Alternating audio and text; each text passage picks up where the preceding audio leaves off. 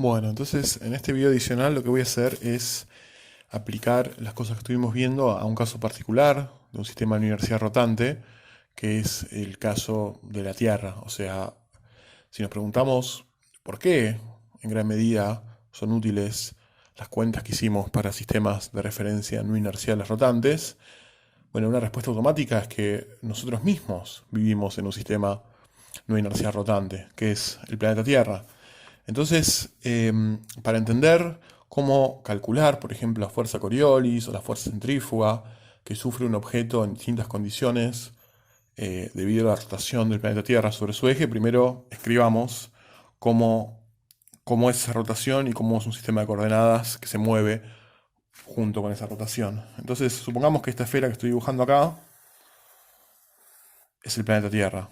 Es decir, esta línea punteada que está acá va a ser el ecuador. Y entonces vamos a poner un sistema de coordenadas que va a ser un versor que vamos a llamar R punto, que va a ser un versor que va a ser radial, es decir, que va a ir desde nuestro origen o prima. Siempre que ponemos primas vamos a estar refiriéndonos en general a sistemas de referencia no inerciales, va a ir desde prima hacia la superficie de la Tierra. Y después vamos a tener un versor z', que va a ser igual al versor z usual, si pusiésemos un sistema rotante, porque esencialmente al ser la rotación justamente alrededor de ese versor no cambia. Y después necesitamos poner un versor adicional, tita prima, que lo que tiene que cumplir es que el producto vectorial entre R y tita prima sea igual a z, o sea que si nosotros vemos por la regla a mano derecha, entonces tendría que meterse hacia adentro. Y recuerden que nosotros habíamos dicho entonces que la convención que utilizábamos cuando había versores que se metían adentro de la hoja era algo así, adentro, hacia adentro, una cruz y un punto era hacia afuera, o sea, hacia la persona que mira la hoja. En el caso de tita versor tiene que apuntar hacia adentro, así que lo ponemos con una cruz. Bien, entonces la Tierra gira alrededor de este eje con un vector de velocidad angular omega, que es omega en z' versor. Es decir, ocurre la rotación en el sentido antihorario. En realidad, por supuesto, aquí hay aproximaciones. Una de las aproximaciones es que la Tierra en realidad no es esférica, sino que es un geoide, o sea que tiene forma de Tierra. Es algo un poco tautológico, pero es lo que es. Esencialmente es como una esfera que está achatada en los polos. Y ahora vamos a entender quizás un poco mejor por qué efectivamente está achatada en los polos. Entonces, supongamos que tenemos un cuerpo de masa m que está ubicado con un cierto ángulo del ecuador que vamos a llamar alfa. Alfa es lo que se conoce en geografía como la latitud. La latitud es un ángulo que vale 0 en el ecuador, es decir, si la latitud vale 0, yo estoy en algún punto sobre la circunferencia del ecuador, y si vale 90 grados o pi sobre 2, yo estoy en el polo norte de la Tierra, y si vale menos 90 grados, yo estoy en el polo sur de la Tierra. Fíjense que para ubicarla a la masa m en general sobre la superficie de la Tierra haría falta otro ángulo. Haría falta otro ángulo que me diga, ok, si este es el plano, yo sé cuál es este ángulo, es decir, yo sé qué tan lejos estoy del polo norte o del polo sur o del ecuador. Yo conozco esta ubicación, pero después haría falta otra ubicación que es cuánto yo me tengo que mover alrededor del círculo, alrededor del eje Z para encontrar el punto. Eso es lo que se llama longitud. Por ejemplo, nosotros sabemos que Argentina está más o menos a la misma longitud que Australia. Perdón, a la misma latitud que Australia, pero la longitud es bastante diferente. Es decir, que si yo miro un mapa mundi, la altura en la que está Argentina y Australia, en ese mapa mundi es lo que justamente refleja ese ángulo alfa, que es la latitud. Están más o menos parecidas, pero la longitud es muy distinta porque yo tengo que recorrer una circunferencia alrededor del eje Z para llegar de un lugar al otro, que es bastante amplia. Entonces, alfa es la latitud. Entonces, lo que nosotros vamos a considerar es un cuerpo que está acá a una latitud alfa y que se mueve en esta dirección. Se mueve con una velocidad vista desde el sistema rotante, es decir, vista desde alguien que está en la Tierra, que la vamos a llamar b. B esencialmente es una velocidad que apunta, si se fijan, hacia el norte. Es decir, si ustedes están parados en este lugar y sacan una brújula, la velocidad B va a apuntar en la dirección norte que marca la brújula. O sea, van a apuntar, es una dirección que es tangencial a la superficie de la Tierra y es tangencial en la dirección de acercarse hacia el polo norte. Esto es, por ejemplo, la clase de velocidad que tendrían si ustedes se paran mirando hacia el polo norte, por ejemplo, orientándose con una brújula y disparan un proyectil que esencialmente lo pueden considerar su movimiento una vez que llega a la altura, que sería la altura crucero, como tangencial a la Tierra. Por supuesto que al principio el proyectil es un movimiento que no es exactamente en esta dirección, porque tiene que tomar altura. Pero una vez que ya tomó altura, podemos pensar que se está moviendo tangencial a la Tierra en la dirección hacia el norte. También pueden pensar que la masa m en realidad es, por ejemplo, un avión que está a alguna distancia, que pueden ser la altura de crucero típica de un avión son 10.000 metros y que está yendo desde este punto hacia el polo norte, a la altura de crucero, la altura estable en la que vuela el avión sobre la superficie de la Tierra. Y por supuesto, esto que está acá es R, es el radio de la Tierra. Entonces, en base a lo que yo les dije, acá hay otra aproximación, por supuesto, que es que si este proyectil está un poco separado de la superficie, es decir, en realidad está un poquito más para acá, por ejemplo, si es el caso de un avión, esta pequeña distancia serían 10.000 metros. Bueno, eso es una aproximación adicional, pero es una aproximación que tiene sentido porque la 10.000 metros, por ejemplo, en el caso de un proyectil, o más en el caso, por ejemplo, de un misil balístico intercontinental, no importa en general la altura con la que se mueva el proyectil en relación a este número R que es mucho mayor, que es el radio de la Tierra. Es muchísimo mayor para esencialmente cualquier proyectil o cualquier avión que estemos considerando su movimiento. Entonces, vamos a considerar que esta masa m está a una distancia r del origen y que además se mueve a una velocidad v vector hacia el norte. Entonces, en este caso, lo que nos queremos preguntar es cuánto valen la fuerza Coriolis, cuánto vale la fuerza centrífuga sobre esa masa. Entonces, para eso lo que tenemos que hacer es aplicar las fórmulas, es decir, nosotros habíamos dicho que la fuerza Coriolis era algo que podíamos escribir como menos 2m omega vector la velocidad vista desde el sistema rotante, que es esta velocidad que está acá. Y que la fuerza centrífuga era algo que podíamos escribir como menos m omega vector r, donde este r es la posición en el sistema rotante.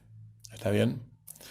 Entonces lo que tenemos que hacer esencialmente es escribir esto y escribir esto en los versores que son los versores del sistema de coordenadas rotantes. Es decir, lo que tenemos que hacer es escribir quién vale esto como algo por r' versor más otro algo por θ' versor más otro algo por z' versor. Y lo mismo el otro vector de acá. Recuerden que como estamos rotando con el sistema, este versor y este versor no dependen del tiempo. Esos tres versores son estáticos. Entonces, cuando calculamos la aceleración en el sistema de coordenadas, es más sencilla que cuando lo calculábamos en el sistema de polares que rotaba con los versores apuntando a la masa, pero justamente esa complejidad se compensa sumando estas fuerzas inerciales, la fuerza de Coriolis y la fuerza centrífuga. Entonces, pensemos cómo hacer para calcular esta descomposición de la velocidad y de la posición en este sistema de versores. Entonces, para eso lo que tenemos que hacer es, vamos a hacer un zoom y un poquito de trigonometría en esta parte del diagrama. Es decir, nosotros tenemos acá O', y lo que tenemos es R' versor, tenemos Z' versor y tenemos entrando en la hoja a θ' versor. Y tenemos en algún punto, a una distancia r, a este vector velocidad, que es tangente a la superficie de la Tierra. Entonces, lo que nosotros queremos hacer es descomponer a este vector en sus dos componentes, en su componente en esta dirección y en esta dirección. Fíjense que por apuntar así y no digamos, ir en lo que sería la dirección norte y no ir, por ejemplo, con una inclinación hacia lo que sería hacia adentro de la hoja, que si se fijan hacia adentro de la hoja sería ir hacia el este, o hacia afuera de la hoja, que si se fijan ir hacia afuera de la hoja sería ir hacia el oeste. Entonces, justamente por apuntar solo hacia el norte no hay una componente en θ' versor. Solamente tengo que preocuparme por descomponer en este versor y en este versor. El otro caso se lo dejo como ejercicio, el caso, por ejemplo, en el cual la velocidad apunta hacia nosotros, que sería hacia el oeste, o hacia dentro de la hoja, que sería hacia el este. Entonces, lo que nosotros sabemos es que la latitud, es decir, que este ángulo de acá, alfa, eso es dato, digamos, eso es lo que sabemos. Y lo que nos preguntamos es entonces cuánto valen las dos componentes. Es decir, cuánto vale este lado de este pequeño triángulo rectángulo y este lado de este pequeño triángulo rectángulo. Esta va a ser la componente en R' versor y esta va a ser la componente en Z' versor. Entonces, para eso, fíjense que no es automático, al menos yo no lo veo a simple vista, cuánto vale, por ejemplo, este ángulo de acá o este ángulo de acá. Pero si uno es ordenado con los ángulos y uno recuerda cosas muy básicas de trigonometría y la cosa esencial que tienen que saber para hacer lo que voy a hacer es que los ángulos internos de un triángulo siempre suman pi, siempre suman 180 grados, entonces uno puede encontrar cuánto valen esos ángulos, porque fíjense que lo que tengo que hacer en general es trazar triángulos rectángulos y ser ordenado con los nombres que yo le pongo a los ángulos y despejar.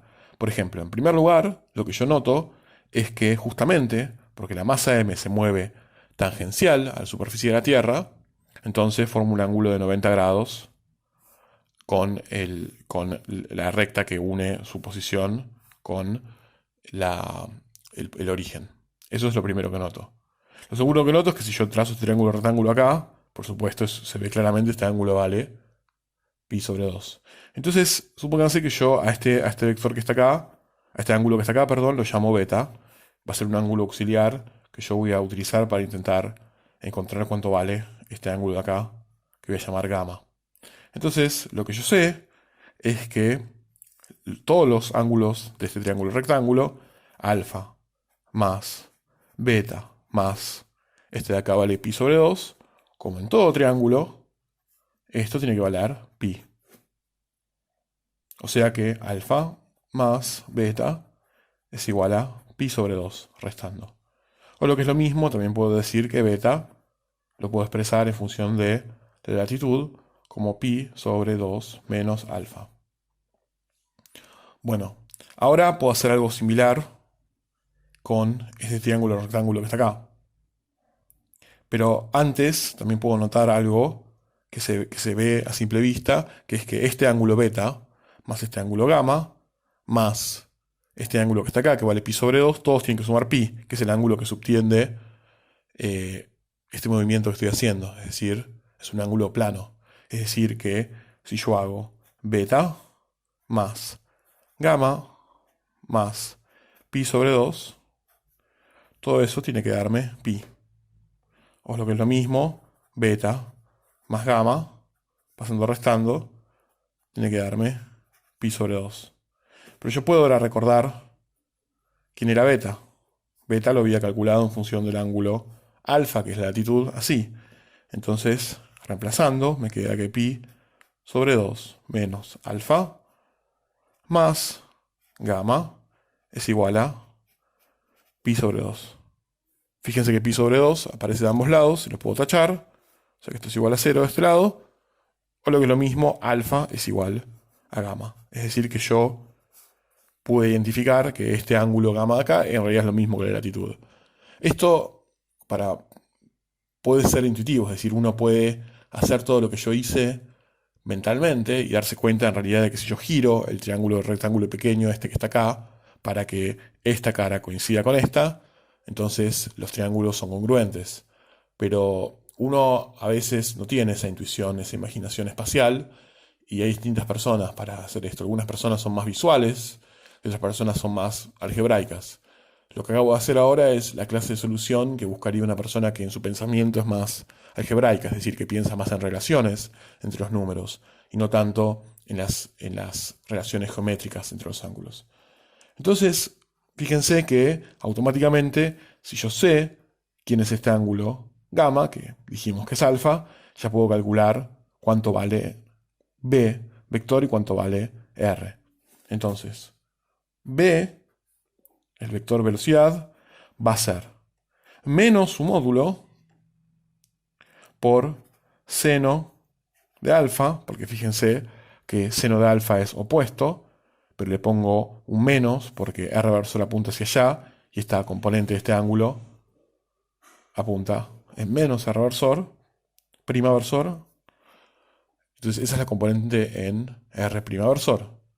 Y que el coseno, apuntando hacia arriba, es decir, con un signo más, va a ser la componente en z prima versor. Y como había anticipado, la velocidad no tiene componente en tita versor. Ahora, lo siguiente que tengo que hacer es escribir cuánto vale la posición.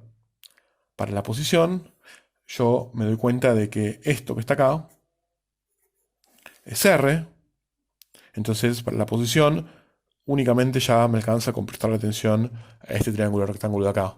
Porque yo sé que entonces R por el coseno de alfa es lo que me tengo que desplazar en R' versor.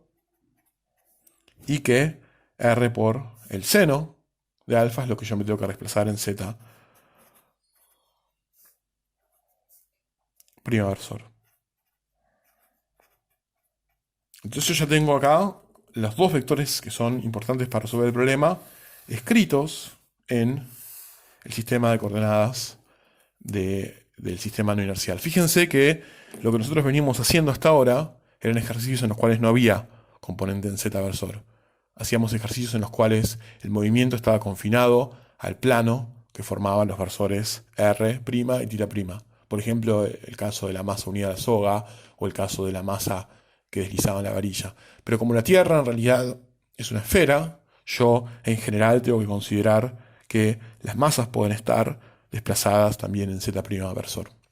Este sistema de coordenadas, creo que ya se los dije, pero recibe el nombre de sistema de coordenadas cilíndrico, porque esencialmente si lo piensan, yo primero tengo dos coordenadas que me especifican la ubicación dentro de un círculo, que son R y θ, y después tengo otra coordenada más que me especifica cuánto me tengo que subir desde este círculo hacia arriba, que es Z, y cuando lo pensamos es ideal para representar coordenadas en un cilindro.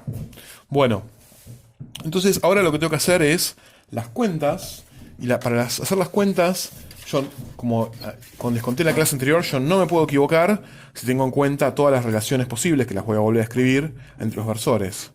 Es decir, si yo tengo en cuenta todas estas cosas que voy a escribir rápidamente de nuevo,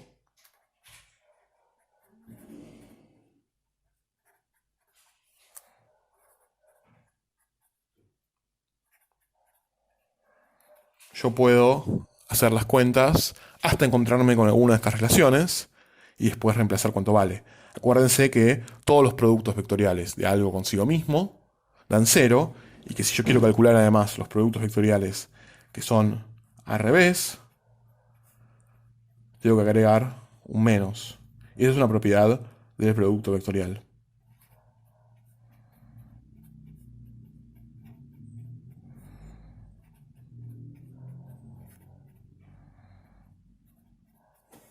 Entonces, por ejemplo, usemos esto para escribir cuánto vale la fuerza Coriolis. Para eso, si se fijan, lo que va a ser importante es calcular cuánto vale este producto vectorial.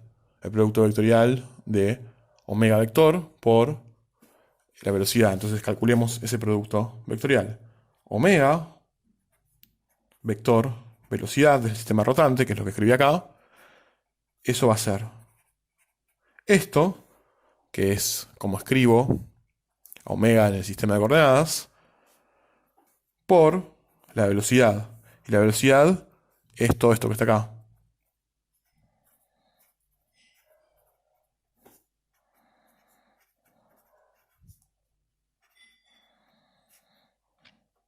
Entonces el producto vectorial primero se distribuye, o sea, vale la distributiva.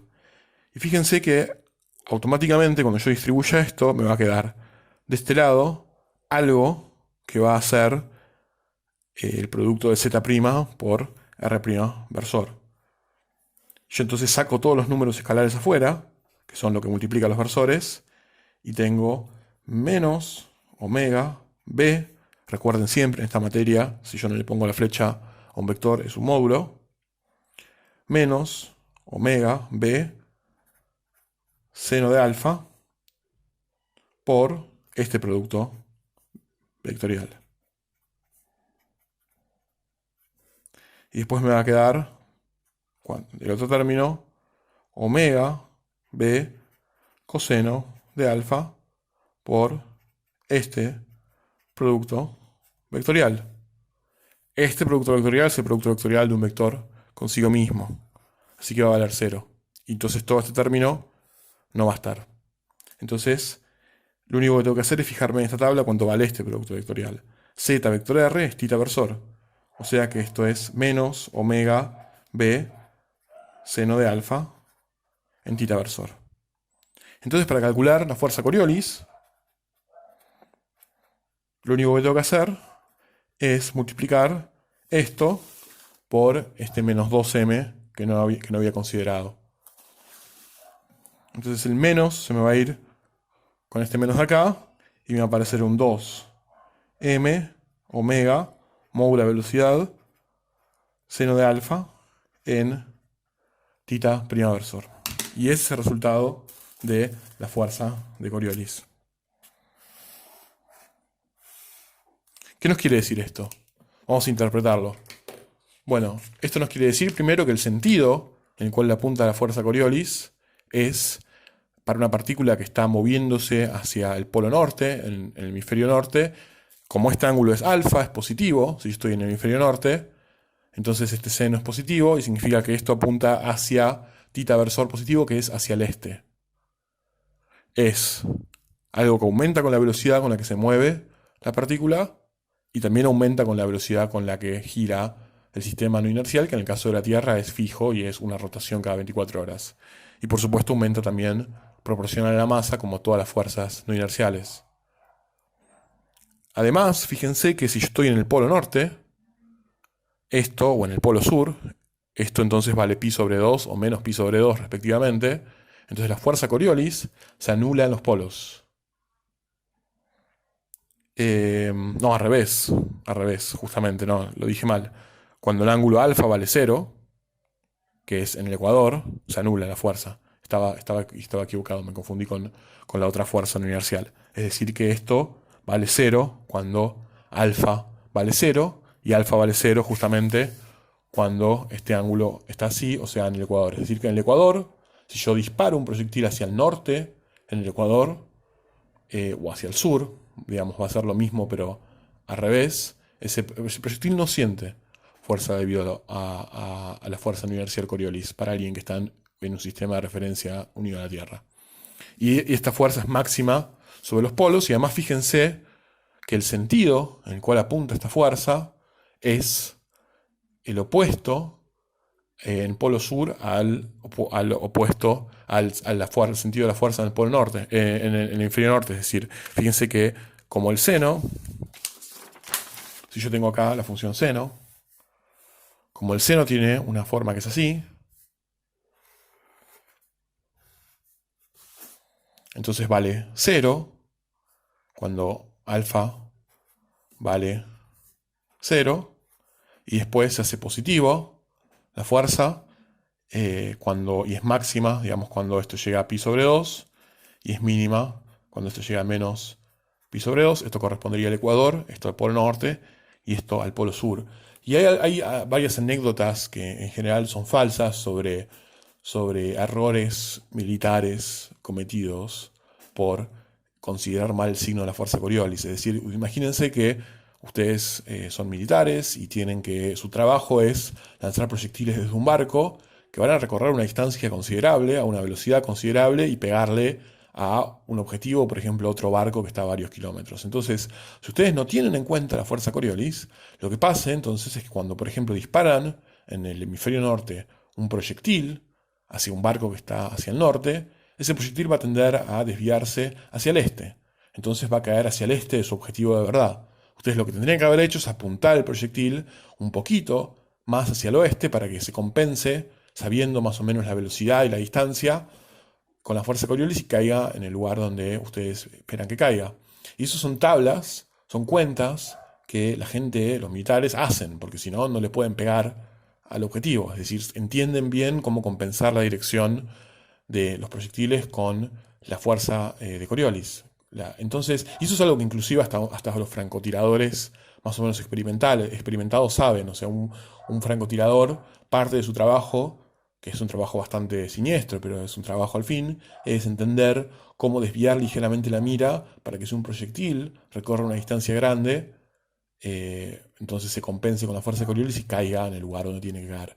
Lo interesante es, por supuesto, que las tablas que uno elabora para el hemisferio norte no sirven para el hemisferio sur, en el sentido de que ahora en el hemisferio sur hay que compensar una fuerza de Coriolis que apunta en una dirección contraria, porque justamente esto que está acá cambia de signo y ahora un proyectil disparado hacia el norte en el hemisferio sur apunta con un signo menos, es decir, que la fuerza de Coriolis apunta hacia el oeste, no hacia el este. Y hay una anécdota de que en la Segunda Guerra Mundial los británicos tuvieron una batalla, que es una batalla conocida, que no recuerdo el nombre ahora, cerca de las Islas Malvinas, con los alemanes, con el ejército nazi, y aparentemente lo que dice la anécdota es que llevaron tablas calibradas para el hemisferio norte y entonces sistemáticamente le erraron a todos sus proyectiles, no solo por la distancia con la que hubiesen errado, sino calibraban por la fuerza de Coriolis, sino por el doble de esa distancia, porque tenían tablas calibradas para el hemisferio norte. Esa historia es falsa, esa historia es apócrifa, pero bueno. Algo que no es falso y algo que es interesante y es algo que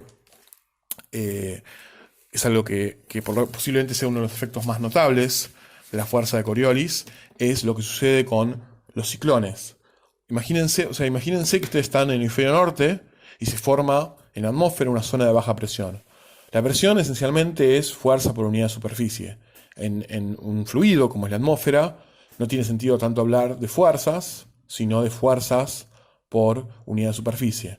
Entonces, si hay una zona de baja presión, significa que hay una zona en la cual la presión es baja en la atmósfera, o sea que tienden a apuntar hacia ese punto las fuerzas. Es decir, tienden a apuntar hacia ese punto las fuerzas que sienten, por ejemplo, una masa que yo suelto en la atmósfera. Como acá la presión es más baja, entonces para compensar, todas las presiones apuntan hacia adentro, y típicamente las tormentas son zonas de baja presión en la atmósfera. Son zonas en las cuales, relativo a otros puntos, la presión en ese punto es más baja, entonces tienden a ir hacia ese punto las masas de aire. Entonces lo que estoy dibujando acá, este es el sentido en el cual apunta la presión. Tiende a llevar hacia las masas de aire hacia ese punto. Eso es lo que ocurre en general en las tormentas. Ahora, fíjense que si yo tengo una masa de aire que está, por ejemplo, en este punto, entonces recuerden, ¿no?, que esto es el norte, y esto es el sur, y esto es el este, y esto es el oeste.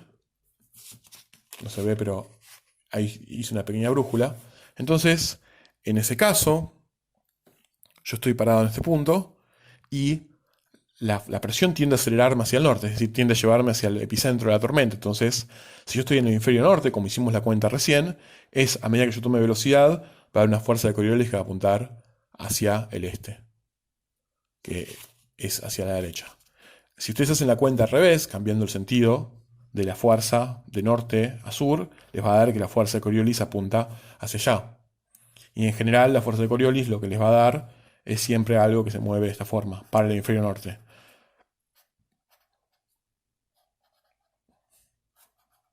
Esto es algo que ustedes pueden hacer, por ejemplo, poniendo que la velocidad apunta en menos tita versor prima y más tita prima versor, y van a encontrar que en un caso apunta hacia el norte y en el otro caso apunta hacia el sur. Entonces, supongamos que ustedes sueltan ahora una masa en este punto. Entonces, por un lado la flecha verde, que es la flecha en la cual apunta la presión, que lo lleva la presión en la atmósfera, es hacia arriba, pero al mismo tiempo esa fuerza hay que sumarla con la fuerza de Coriolis, que apunta hacia el costado. Es decir, que yo lo que empiezo a ver es un movimiento de este estilo. Y si suelto otra masa, va a ser una cosa así. O sea que la dirección de un ciclón en el hemisferio norte es antihoraria. Todos los ciclones, por ejemplo los tornados o cualquier tipo de formación en la atmósfera que impliquen un movimiento circular debido a la fuerza de Coriolis y una zona de baja presión en la atmósfera, todos esos movimientos apuntan en el sentido antihorario. Del mismo modo, si yo lo hubiese hecho en el hemisferio sur, que es el hemisferio donde vivimos nosotros, esos movimientos apuntan todos en el sentido horario, es decir, al revés, porque la fuerza de Coriolis va a apuntar siempre en la dirección continua, opuesta a las flechas rojas que yo hice. Y esto dio origen a una infinidad de especulaciones respecto de si el agua en los inodoros gira en el sentido opuesto a las agujas de reloj en el hemisferio norte y en el sentido de las agujas de reloj en el hemisferio sur. La realidad es que eso no pasa en la escala en la cual uno tira el inodoro con esas velocidades y con esas distancias. Es decir, lo que determina la dirección en la cual gira el agua en el inodoro es la geometría del inodoro, son las condiciones iniciales del agua, pero la velocidad con la que se mueve el agua en un inodoro no es tal como para que la fuerza de Coriolis juegue un papel. Es decir, a priori podría pasar y de hecho se puede demostrar utilizando, por ejemplo, un gran depósito de agua, y se ha hecho ese experimento, que este punto de acá, en el fluido, en el agua, por supuesto es una zona de baja presión, porque el agua está perdiendo presión en ese punto porque se está evacuando, tanto en un inodoro como en un bidón muy, muy grande de agua. O sea que estoy en una situación. Las flechas verdes apuntan hacia el centro y las flechas rojas apuntan hacia los costados. Entonces, a priori, el agua debería moverse así, pero eso solamente se puede ver en un bidón muy grande de agua, para con velocidades en las cuales la fuerza de Coriolis no sea despreciable. Para otra situación, eso, como ejemplo en el caso de los inodoros, no llega a ocurrir. Bueno, y por último, lo que no había calculado yo es la fuerza centrífuga. La fuerza centrífuga que siente la masa en la latitud alfa. Recuerden que para calcular eso yo lo que tenía que hacer era este producto primero. Y para hacer este producto, primero, por ejemplo, hagamos este que está acá, este que está acá, lo puedo hacer reemplazando quién es R, porque yo ya escribí quién es R en el sistema de coordenadas no inercial. R era el radio de la Tierra por coseno de alfa en R' versor, más el radio de la Tierra por el seno de alfa en Z' versor. Entonces, y esto que está acá, no lo escribí, pero es, como siempre, algo que apunta en Z' versor. Entonces yo voy a tener este producto más este producto. El segundo producto ya no lo voy a escribir, porque yo ya sé que va a quedar Z' versor por un número escalar por Z' versor de vuelta, y ese producto vectorial va a ser de un versor consigo mismo, un vector consigo mismo, y eso va a dar 0. Entonces solamente voy a escribir el primer término, que es omega R coseno de alfa Z', producto vectorial R' versor.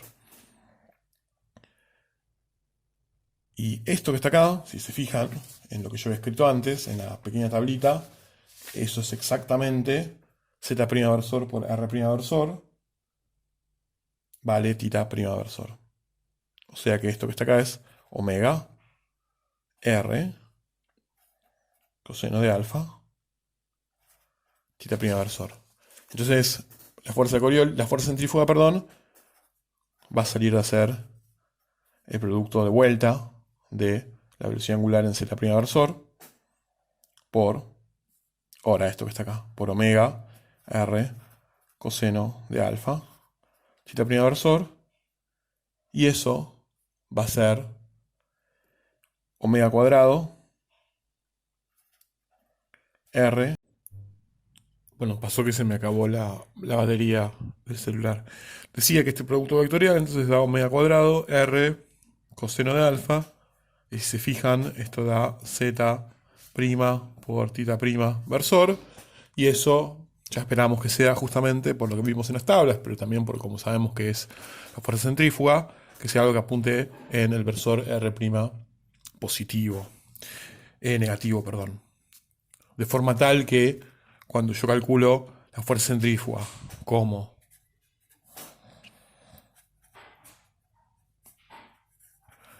menos la masa por todo este producto vectorial, que el resultado es esto, se da por menos omega cuadrado r coseno de alfa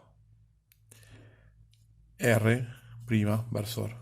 O sea que menos por menos es más, la masa por omega cuadrado por r por el coseno de alfa r' versor. También la fuerza centrífuga apunta en la dirección de r' versor positivo.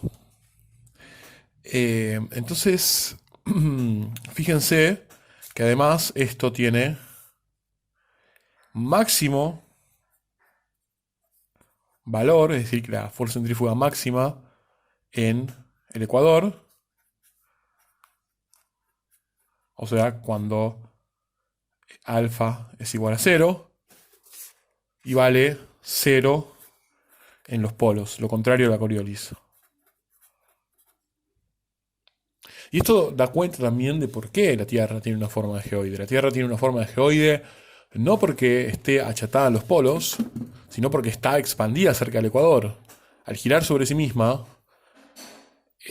desde un punto, si uno quiere explicar por qué tiene esa forma, si uno se para entonces en el sistema en el cual la Tierra está rotando, se da cuenta de que la masa de la Tierra tiende a, cerca del ecuador, sufrir una fuerza radial en R' versor más grande que en los polos. Y eso es lo que hace entonces que la Tierra tenga forma de geoide. No es que está achatada en los polos, sino que está estirada en el ecuador justamente por la fuerza centrífuga que experimenta vista desde un sistema no inercial en la Tierra misma. Y eso también es lo que hace, por ejemplo, que muchas galaxias tengan una forma de disco aplanado, porque giran sobre sí mismas y el gas se puede, por sus propiedades materiales, se puede estirar con mucha más facilidad en esa dirección radial que en el caso de la Tierra, que está hecha de piedra, metales y otras materias que tienen menor maleabilidad. Y bueno, entonces las galaxias, por ejemplo la galaxia Andrómeda, muchas otras galaxias espirales, tienden a esparcir su masa en la dirección, en el plano formado por la dirección normal de omega, es decir, el plano de rotación. Bueno, por último, algo que podemos darnos cuenta es que en realidad una masa que está sobre la superficie de la Tierra experimenta una aceleración cuando cae menor que g, porque la fuerza centrífuga se opone a la aceleración de la gravedad. Por ejemplo, supongamos que estamos en el ecuador, es decir, supongamos que alfa es igual a 0. Entonces, lo que nosotros sabemos es que si una masa está en equilibrio, entonces menos mg, que es el peso de la masa, está compensado por la fuerza centrífuga, que vale m omega cuadrado por r, poniendo alfa es igual a 0, entonces el coseno es 1. O sea que lo que yo tengo es que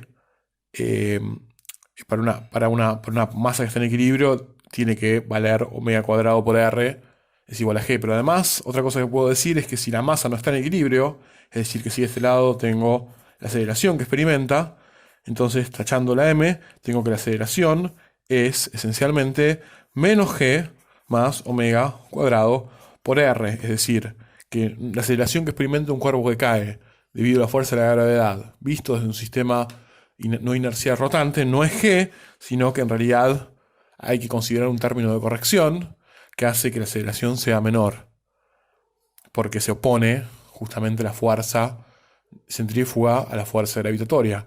Entonces podemos calcular cuánto vale este término si decimos que r es aproximadamente 6.370.000 metros, esto es aproximadamente el radio de la Tierra, y que omega es aproximadamente también, porque el periodo de la Tierra no es exactamente 24 horas, 2pi sobre el periodo, es decir, 2pi sobre, si fuesen 24 horas exactos, sería 24 por la cantidad de segundos que hay en una hora, que es 3600, y esto da algo así como 7.27 por 10 a la menos 5 segundos a la menos 1. Esto es entonces la velocidad angular de la Tierra. Es 2pi sobre el periodo. Entonces si yo elevo esto al cuadrado y lo multiplico por r, llego a que la aceleración que experimenta un cuerpo en el ecuador cuando cae es menos g, que esto es 9.81 metros sobre segundo al cuadrado. Esto sería la aceleración debido a la gravedad, más lo que da el resultado de esta cuenta, omega al cuadrado por r, que es algo así como 0.03 metros sobre el segundo cuadrado. O sea que la aceleración aproximada en el ecuador en realidad es 9.78 metros sobre el segundo cuadrado, que eso es una aceleración menor que la que experimenta un cuerpo, por ejemplo, en los polos, y podemos explicar por qué es menor justamente porque la fuerza centrífuga actúa en la dirección opuesta al peso y cancela parte de la fuerza peso, y esa aceleración entonces es menor. Esas diferencias son muy pequeñas, pero se podrían llegar a medir, y también lo que se puede medir es la rotación de la Tierra usando un dispositivo que se conoce como péndulo de Foucault, que las cuentas son un poco complicadas como para hacerlas en clase, pero después quizás les comente algo en el campus virtual. Bueno, y entonces lo que llegamos a la conclusión es que las leyes de la mecánica que vimos no funcionan necesariamente tales como están dentro de un sistema de referencia no inercial, pero que las podemos modificar agregando fuerzas, pseudofuerzas, fuerzas ficticias, fuerzas no inerciales, como las quieran llamar, que dan cuenta de que mi sistema de referencia es no inercial y me permiten hacer las cuentas como si estuviese en un sistema de referencia inercial. También vimos a nivel puramente conceptual, porque supera bastante las cuentas que podemos hacer en esta materia, que en cierto sentido todos ya estamos en un sistema de referencia no inercial, y que la gravedad puede ser vista en principio como una fuerza no inercial en un espacio que tiene propiedades que no son las propiedades de nuestro espacio tal como nosotros lo experimentamos cotidianamente, un espacio tridimensional, sino que es un espacio de 4 dimensiones curvado. Y en este momento llega un punto de inflexión en la materia, en el sentido de que nosotros entonces ya trabajamos con sistemas de referencia no inerciales y superamos la limitación de estar en un sistema de referencia no inercial, y en sistemas de referencia inerciales dijimos que entendemos en general cómo hacer las cuentas, cómo aplicar las leyes de Newton, y también entendemos cómo se relacionan dos sistemas de referencia que son inerciales entre sí, que eso es algo que vimos múltiples veces en la materia, que eso son las transformaciones de Galileo, que nos dicen que podemos relacionar la posición entre dos sistemas de referencia inercial, las velocidades y además las aceleraciones, que son las mismas de los dos sistemas de referencia inerciales. Por lo tanto, si las leyes de la mecánica valen en un sistema de referencia inercial, valen en todos. Y por último, algo que es muy importante aclarar, aunque parezca obvio, que son los tiempos. Los tiempos son los mismos medidos entre los dos sistemas de referencia inerciales. Y eso es la transformación de Galileo, lo vimos varias veces en la materia. Bueno, ahora llega un punto importante de la materia, en el cual en la próxima clase voy a empezar a argumentar por qué en realidad la transformación de Galileo está mal. La transformación de Galileo es una aproximación de las verdaderas transformaciones que tenemos que hacer entre sistemas de referencia inerciales.